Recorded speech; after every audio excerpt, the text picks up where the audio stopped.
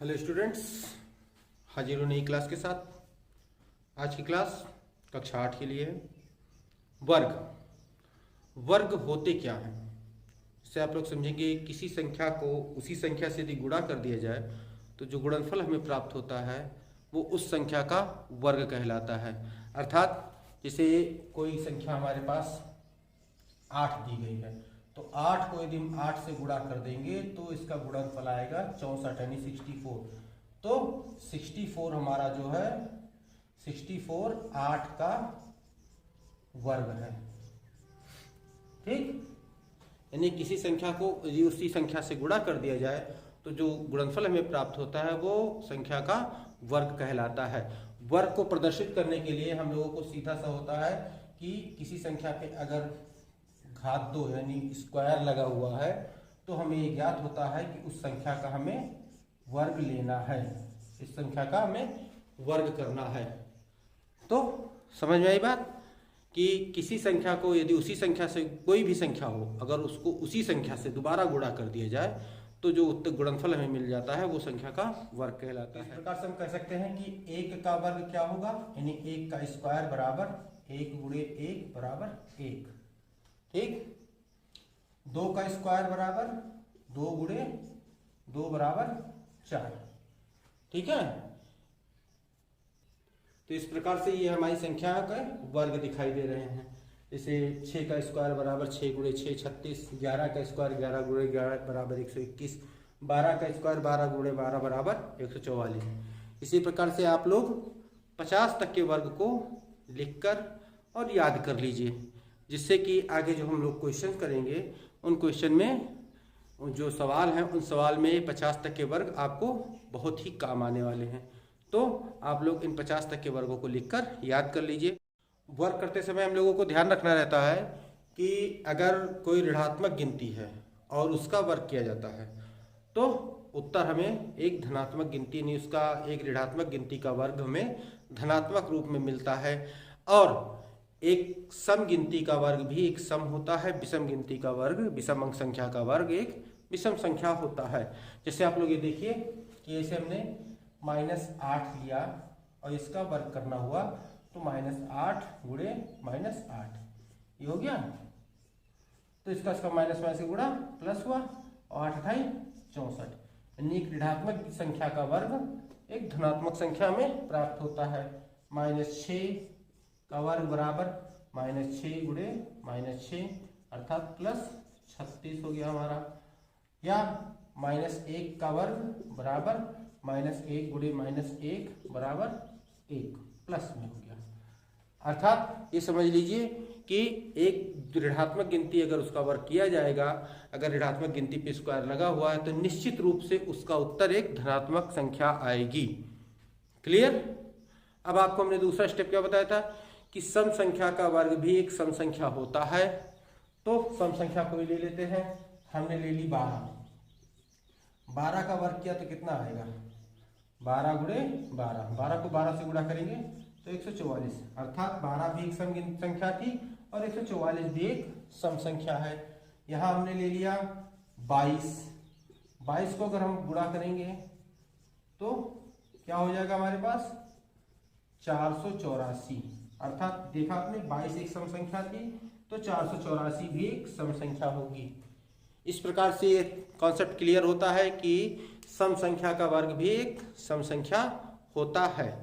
ठीक, अब अगला हमने क्या बताया था, अगला कॉन्सेप्ट बताया था कि एक विषम संख्या का वर्ग भी एक विषम संख्या होता है। जिस प्रकार से एक सम संख्या का वर्ग एक सम संख्या होता है उसी प्रकार से एक विषम संख्या का वर्ग भी एक विषम संख्या ही हमें मिलेगा। देखिए कुछ इस प्रकार से, जैसे कि 11 का वर्ग हमने किया तो 11 का वर्ग 11 गुणे 11 बराबर 121, अर्थात 121 भी एक विषम संख्या है और 11 भी एक विषम संख्या है। ठीक है, यहाँ पे अगर हमने ले लिया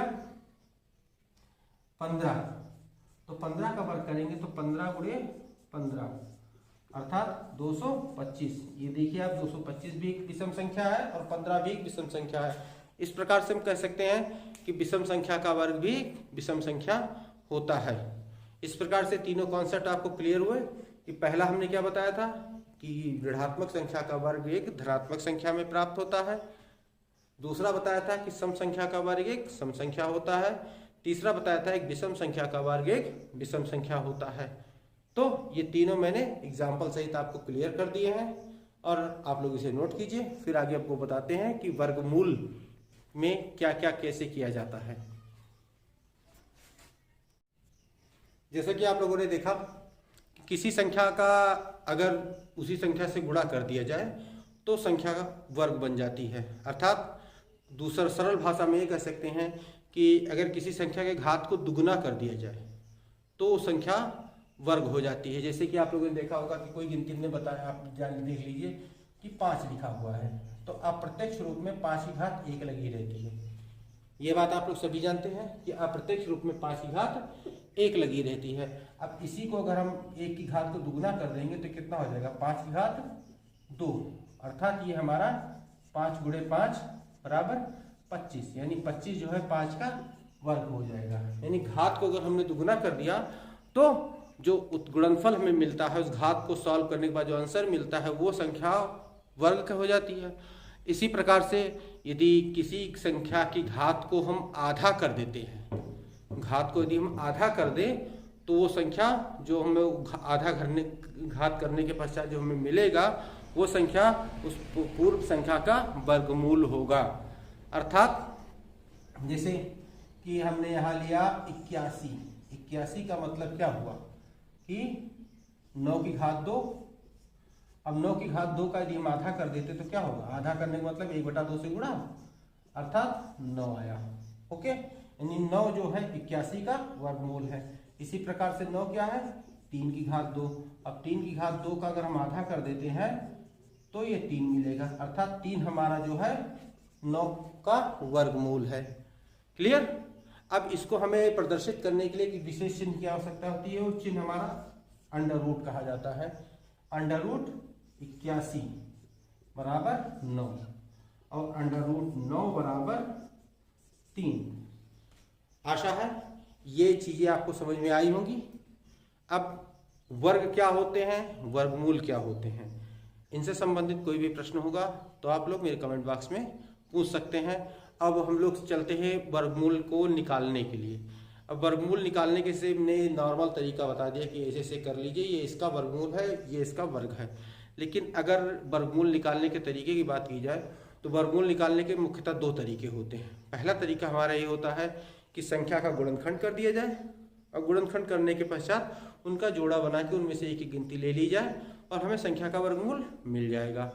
और दूसरा तरीका हमारे पास ये होता है कि उस वर्ग प्राप्त वर्ग का भाग विधि से वर्गमूल निकालना। तो सबसे पहले हम लोग देखते हैं कि संख्या को गुणनखंड विधि से किस प्रकार से वर्गमूल निकाला जाता है। चलिए चलते हैं, देखते हैं। चलिए देखते हैं गुणनखंड विधि क्या है। जैसे हमने कोई सवाल ले लिया, यहाँ पे हमने ले लिया 400 का वर्गमूल ज्ञात करना है हमें।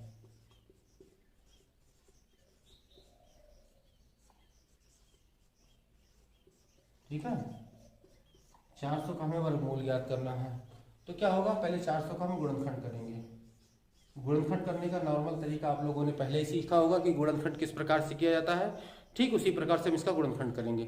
400 है यानी बेसिक रूप में ये 2 से कटेगा, तो 2 दूनी 4, 200 आया। फिर ये हमारा गुणनखंड हो गया इसका। ठीक है, अब गुणनखंड होने के पश्चात इसको हम लिख लेंगे कुछ इस प्रकार से।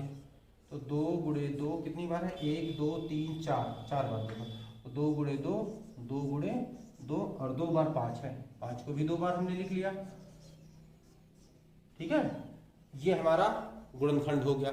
अब इसको क्या करेंगे, इसका हम जोड़ा बना लेंगे। एक सेट ये, एक सेट ये और एक सेट ये। हर सेट में से नहीं, हर जोड़े में से एक गिनती। 2 यहाँ से ले लिया, फिर यहाँ से भी 2 ले लिया और यहाँ से एक बार हमने 5 लिया। गुणा क्या, 2 दूनी 4, 4 पंचे 20, अर्थात अंडर रूट 400 बराबर हमें 20 प्राप्त हो। ये हमारा आंसर आया है। आई बात समझ में। चलिए नोट कीजिए। अगली स्लाइड में एक एग्जाम्पल, स्लाइड में हमने एक एग्जाम्पल से गुणनखंड विधि से वर्गमूल निकालने का तरीका देखा था। एक और एग्जाम्पल लेते हैं और देखते हैं कि गुणनखंड और भी क्या हो सकता है। जैसे कि हमने एक संख्या दूसरी ले ली 1296। इसका हमें गुणनखंड विधि से वर्गमूल निकालना है। तो यहाँ पे हो जाएगा 2 छक 12, 2 चौक 8, 2 8 16। तो इस प्रकार से मेरा एक हम लोगों का एक गुणनखंड हो गया। तो इसमें 2 4 बार आया, 3 4 बार आया है, ये हमने लिख लिया। अब इसका हम जोड़ा बना लेते हैं। जोड़ा बनाने के पश्चात हर जोड़े में से एक गिनती, हर जोड़े में से हमने एक गिनती ले ली और गुणा कर लिया इनका। 2 दूनी 4 तिया 12 तिया 36। अर्थात इस प्रकार से कह सकते हैं √1296, 1296 का वर्गमूल हमारे पास 36 प्राप्त हुआ। आशा है गुणनखंड विधि से वर्गमूल निकालना आपको समझ में आ गया होगा। कुछ क्वेश्चन को अपने आप एक्सरसाइज में प्रैक्टिस कीजिए और तभी आप क्लियर कर पाएंगे कि आपको ये मेथड पूरी तरह से आया कि नहीं आया। अगर नहीं आया, कोई प्रॉब्लम है तो क्वेरी कीजिए, और अगर समझ में आ गया है तो आप आगे बढ़िए। तब तक इसे आप नोट कीजिए और अगले स्लाइड में आपको भाग विधि से वर्गमूल निकालने का तरीका बताते हैं। चलिए देखते हैं भाग विधि से कैसे वर्गमूल निकाला जाता है। भाग विधि से निकालने का सिंपल सा तरीका होता है, जैसे हम लोग नॉर्मल रूप से भाग करते हैं वैसे ही भाग करेंगे। लेकिन इसमें एक चीज़ ध्यान रखिएगा कि आपको जब भी टेबल या पहाड़ा पढ़ते होंगे तो जो भाग करते समय पहाड़ा पढ़ते थे 2 एकम 2, 2 दूनी 4, 2 तिया 6, 2 चौक 8, 2 पंच 10, 2 छक 12, इस प्रकार से पहाड़ा पढ़ते थे। उस प्रकार से यहाँ पहाड़ा नहीं पढ़ा जाता है। यहाँ वर्ग के रूप में इनका पहाड़ा पढ़ा जाता है। अर्थात 1 एकम 1, 2 दूनी 4, 3 त्रिका 9, 4 चौक 16, 5 25, 6 36, 7 7 49, 8 64, 9 9 81। इसके आगे इसमें पहाड़े नहीं पढ़े जाते हैं। अर्थात इतने में ही 1 से 9 तक के पहाड़े में ही हमको भाग विधि का वर्गमूल निकाल कर सॉल्व करना रहता है। तो सबसे पहले हम लोग एक क्वेश्चन लेते हैं, उसको देखते हैं किस प्रकार से सॉल्व किया जाता है। पहला क्वेश्चन हमारे पास है 73441 यानी 73,441। अब इसका हमें भाग विधि से वर्गमूल निकालना है। तो भाग विधि से वर्गमूल निकालने के लिए सबसे सर्वप्रथम हमें जो नॉर्मल तरीका होता है वो 73,441 भाग तरीके जो हम निशान लगाते हैं वैसे लगा लिया। अब यहाँ पे पीछे की तरफ से हम इसका सेट बनाना शुरू करते हैं। यहाँ पे 41 हो गया, यहाँ पे 34 हो गया, यहाँ इकलौता 7 बचा। अब पहाड़ा पढ़िए आप। फर्स्ट पहाड़ा वही होगा जो मैंने आपको जैसा बताया है, यानी 1 एकम 1, 2 दूनी 4, 3 त्रिका 9, उसी प्रकार से। तो इसमें पहाड़ा पढ़ना शुरू करते हैं। तो 1 एकम 1, 2 दूनी 4, 3 त्रिका 9, 3 त्रिका 9 ज़्यादा हो गया। तो अर्थात हम यहाँ पे 2 दूनी 4 ही पढ़ेंगे। 2 दूनी 4। अब घटा लेंगे, 7 में से 4 गया, 3 बचा। ओके, अब ये 2 हम यहाँ लिख लेते हैं और इसको लेंगे हम जोड़ने पर 2 2 4 हो गया। अब ये हमने ये 34 का पूरा सेट उतार दिया। ये 3 नहीं उतारेंगे, 34 का पूरा सेट हमने ले लिया। अब जो पहले तरीका हमने पहाड़ा पढ़ने का बताया था वर्ग के रूप में पहाड़ा, वो फर्स्ट स्टेप में ही आपके पास रहता है। सेकंड स्टेप में आप नॉर्मल तरीके का पहाड़ा पढ़ सकते हैं। जैसे कि आप लोगों को यहाँ पे 4 है और यहाँ पे पहली 2 गिनती क्या मिल रही है 33 नहीं 33। 4 का पहाड़ा पढ़िए, 33 ज़्यादा ना हो तो 4 से 28, 4 8 32, 8 आ गया। ठीक, अब 8 ले जाते हैं इसको हम यहाँ पे, ये ले जाते हैं। ओके, अब 8 का गुणा 8 से किया तो 8 टाइम 64, हासिल आई 6, यहाँ 6 आ गया। और 8 का 8 चौक 32 और 6 38। अब देखने को आपके पास है 334 है 384, अर्थात ये चीज़ हो गई ज़्यादा, यानी हम लोग 8 नहीं ले जा सकते हैं। और जब 8 नहीं ले जा सकते हैं तो अब 7 बार ले जाएंगे। अर्थात इस जगह पे हम मिटाएंगे, इसको इस जगह पे मिटाएंगे। ये ध्यान रखिएगा कि जितनी बार आपको पहाड़ा पढ़ना है, जितनी बार आपको ले जाना है पहाड़ा, वो जो गिनती यहाँ रहेगी वही गिनती यहाँ, दोनों गिनतियाँ सेम रहेंगी आपकी। तो अर्थात यहाँ पे हम 7 ले जाएंगे, 7 यहाँ लिया और 7 यहाँ लिया और फिर से पढ़ना शुरू किया। पहाड़ा क्या 7 का 7 से 7 7 49 के 9, हासिल आई 4 और यहाँ पे आई हासिल 4 और 7 चौक 28 और 4 32। अर्थात देखिए 334 में से 329 आराम से घटा दिया जाएगा, तो घटा लीजिए। 14 में से 9 गया, 5 बचा, 2 में से 2 गया 0, 3 में से 3 गया 0। अब ये 41 को हम सिंपल में से उतार लेते हैं। अब ये 7 यहाँ लेके लिख देंगे, जोड़ेंगे तो 7 7 14 के 4 हासिल है 1, मिटा दिया, और 4 1 5। यहाँ 54 है, यहाँ भी पहला गिनती 54, अर्थात हम एक बार ले जाएंगे यहाँ पे। तो 1 एकम 1, 1 चौके 4, 1 पंचे 5, ये कट हो गया। अर्थात हमें जो इसका वर्गमूल मिला, ये वर्गमूल हमें कुछ 271 करके मिला। आई बात समझ में? चलिए, थोड़ा बहुत जो नहीं समझ में आया होगा अगले एक एग्जाम्पल लेते हैं अगली स्लाइड में, तो और समझ में आ जाएगा। चलिए नोट कीजिए इसे। चलिए, पिछली स्लाइड में जो प्रक्रिया हमने अपनाई थी भाग विधि वर्गमूल की, उसका अगला एग्जाम्पल लेते हैं। अगला एग्जाम्पल हमारे पास है 3,06,916। 3,06,916 इसका हमें वर्गमूल लेना है। तो सबसे पहले वही पहले फिगर बना लेते हैं जो बनाए थे, 3,06,916। अब पुराना पीछे से 2-2 का सेट बनाते चले आए। अब की बार देख लीजिए, आपका 3 सेट कंप्लीट बन गया, 3 जोड़ा आपका फुल्ली एंड फाइनल बन गया। अब आपका 3 जोड़ा जब बन चुका है तो आप पहाड़ा पढ़िए। तो 1 एकम 1, 2 दूनी 4, 3 त्रिका 9, 4 चौक 16, 5 25, 6 36 ज़्यादा हो गया, यानी कि 5 हम 25 बार ले जाएंगे। तो 30 में से 25 गया, 5 बचा यहाँ पे, और ये 5 हमने इस जगह पे लिख लिया, ऐड कर दिया, ये 5 5 10 हो गया हमारे पास, और ये हमने 69 लिया पूरी तरह से उतारा। ठीक, अब यहाँ 10 है, यहाँ पे 56, यानी 10 पचे 50 पंचे ले जाएंगे फिर हम। तो 50 हम 25 के 5 हासिल है 2, और 5 दूनी 0 और 2 हो गया, और 5 एकम 5, अर्थात अब इस जगह पे हम घटाया जा सकता है। 9 में से 5 गया 4, 6 में से 2 गया 4, ये कट हो गया, और ये 5 हमने यहाँ पे लिया लिख, तो कितना हुआ हमारे पास 110 हो गया। अब ये तीसरा सेट भी उतार लेते हैं हम, यहाँ पे 16 हो गया। अब 11 यहाँ पे है, 44 यहाँ पे, 11 चौक 44, चौके लेके जाएंगे यहाँ। ठीक, तो 4 चौक 16 की 6 हासिल है 1, और 4 1 0 0 और 1, ये हो गया, 4 एकम 4 और 4 एकम 4, ये हमारा पूरा कट हो गया। अर्थात इसकी वैल्यू हमारे पास क्या मिल गई, 554। आशा है ये चीज समझ में आ गई होगी। चलिए नोट कीजिए, फिर आपको बताते हैं अगली स्लाइड में दशमलव की भिन्नों का, दशमलव का गुणनखंड। आशा है पिछली स्लाइड तक आपको भाग विधि के जो वर्गमूल हमने बताए होंगे वो समझ में आ गए होंगे। अब आगे बढ़ते हैं, हम दशमलव के वर्गमूलों को निकालने का प्रयास करते हैं। दशमलव के वर्गमूल निकालने के लिए हम लोगों को करना क्या है, वही भाग विधि का वर्गमूल का नियम प्रयोग करना है। लेकिन यहाँ दशमलव के अंतर्गत आने से कुछ थोड़े से चेंजेस हो जाते हैं। वो क्या होते हैं वो चलिए हम देखते हैं। चलिए देखते हैं, क्वेश्चन हमारे पास है। वैसे ही पहले पीछे की तरफ से इसका जोड़ा बनाते चले आएंगे। यहाँ हो जाएगा हमारा, तो यहाँ पे 2 को यहाँ उतारा, 2 2 4 हो गया हमारे पास, और ये 62 हमने लिख लिया। अब 4 यहाँ है तो 1 बार ले जाएंगे, क्योंकि यहाँ 6 है यहाँ 4 है, तो यहाँ पे 4 है यहाँ पे 6 है, तो 4 एकम 4, इसलिए 1 बार ले गए। तो 1 एकम 1, 1 चौके 4, इसे घटा लेंगे, 2 में से 1 गया 1, 6 में से 4 गया 2। अब ये 25 पूरा हमने तीसरा सेट उतारना था, उतार लिया। अब ये 1 यहाँ लिख दिया हमने, तो ये कितना हो गया हमारे पास 42।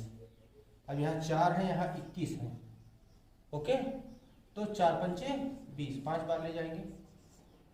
तो देखते हैं, 50 25 के 5 हासिल है 2, 5 दूनी 10, 2 12 के 2 हासिल है 1, और 5 चौक 20 है 21, यानी पूरी तरह से हमारा कट हो गया। और उत्तर हमें मिल गया √4.6225 बराबर 2.15।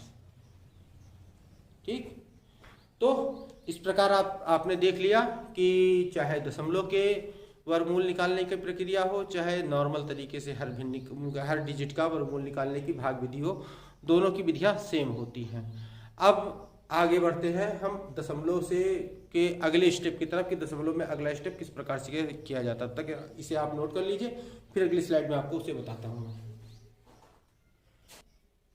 आशा है यहाँ तक की क्लासें आपको समझ में आ गई होंगी।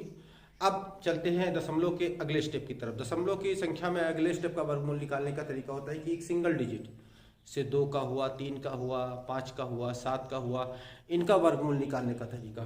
तो जैसे ये हमने सवाल एक पहले से ही लिख रखा है कि √2 का मान दशमलव के 3 स्थानों तक ज्ञात करो। तो √2 का मान दशमलव के 3 स्थान तक ज्ञात करने के इसमें जो आप देखेंगे दशमलव लगा ही नहीं है, तो दशमलव लगाने दशमलव तक मान कैसे ज्ञात होगा। तो आपको सबसे पहले काम क्या करना है, इसके साथ दशमलव लगा लेना है।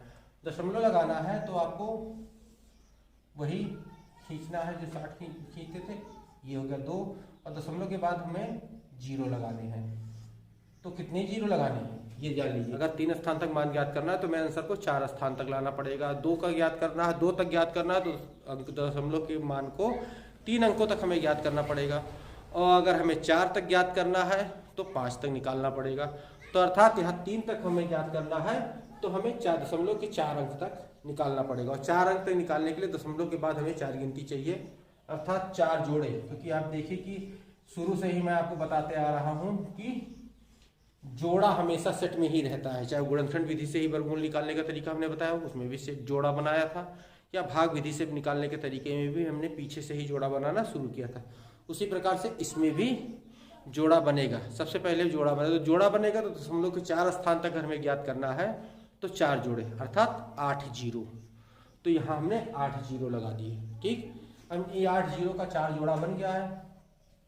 तो अब देखते हैं यहाँ पे 1 1 1, क्योंकि 2 दूनी 4 ज्यादा हो जाएगा, 1 बचा। दशमलव के बाद वाला जोड़ा उतारना था, यहाँ दशमलव लगा लिया हमने, और यहाँ पे 1 जोड़ा उतार दिया, ये हो गया 1 1 2। ओके, अब यहाँ पे क्या करेंगे हम, कितनी बार ले जाएंगे, 2 पंचे 10, पंचे ज्यादा हो जाएगा, चौके ले जाएंगे हम। सेम वही तरीका भाग विधि से जो वर्गमूल हमने निकालना आप लोगों को दिखाया वही तरीका है, बस थोड़ा सा चेंजिंग है जो कि आप लोग देख चुके हैं कितनी चेंजिंग करनी है हमें। तो चौके ले गए, तो 4 चौक 16 के 6, हासिल है 1, 4 दूनी 8 1 9 96 हो गया। घटाएंगे 4 बचा, ये कट हो गया। अब फिर जोड़ा उतारा हमने और ये 4 लिख लिया, तो ये हमारा हो गया 28। 28 यानी कि ये 28 है, ये 40 है। तो कितनी बार ले गए, यहाँ पे हम ले जाएंगे 1 बार, 1 बार ले जाएंगे। तो 1 1 कम 1, 1 8 8 और 1 दूनी 2, फिर घटा लेंगे हम यहाँ पे। तो यहाँ बचा 9, यहाँ बचा 1, यहाँ 3 में से 2 गया 1, और यहाँ पे 1 जोड़ा उतारा 2 उतारा, 1 लिया था 2 लिया था, तीसरा ये वाला उतारते हैं यहाँ पे, और ये 1 यहाँ लिख देते थे, हमारा हो गया 282। अब फिर क्या करेंगे हम, अब यहाँ पे हम बढ़ेंगे कितनी बार, 3 बार 4 बार, देखते हैं 28 है और यहाँ पे 119 है। तो 4 बार लेके चलते हैं पहले हम।